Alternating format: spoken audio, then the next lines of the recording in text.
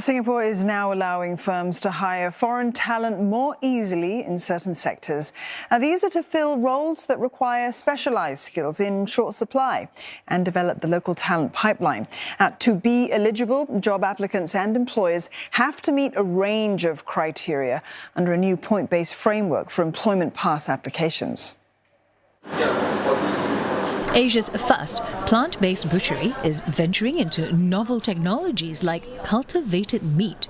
But finding scientists in Singapore with the necessary skill sets has not been easy. That could soon change under a new framework for employment pass applications known as Compass. It's a scoring system where applicants accumulate points based on criteria they meet. It includes a bonus criteria for candidates applying for jobs that require skills in short supply among the local workforce.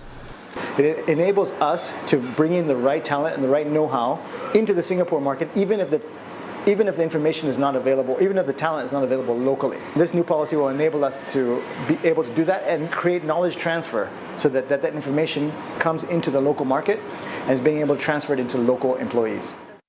The framework includes a list of 27 specialised jobs across 6 sectors facing severe manpower shortages. Those applying for these occupations will have an edge. This skills bonus criteria is in addition to other criteria for salary and qualifications. As for companies, they will also be assessed on their diversity and support for local employment.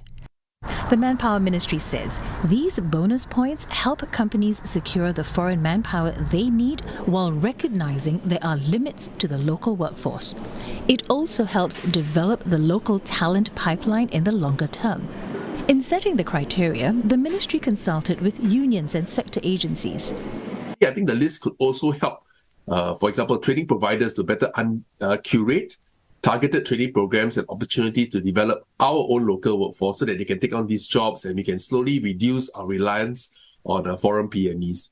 And workers would also know which occupations in our economy are in demand and then also allow them then to develop the necessary skills needed to take on these jobs.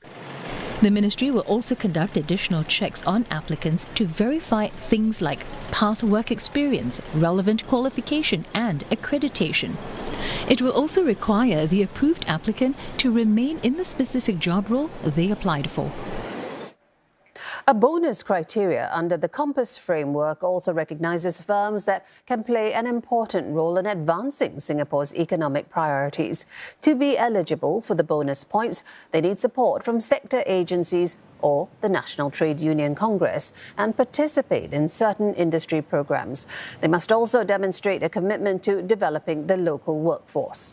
The Singapore National Employers Federation and the Singapore International Chamber of Commerce welcome the move. I think this will allow us and allow the company in particular to seize opportunities that otherwise may not have been present, because they need people to meet their skills gap to meet the business needs. And in that process, if the company is able to do well, then of course the company will be able to grow. And in growing, they are going to be able to provide more jobs for our locals as well. I think this is very, very important, that the policy intent is to enable business, but at the same time also enable upskilling, reskilling our local workforce.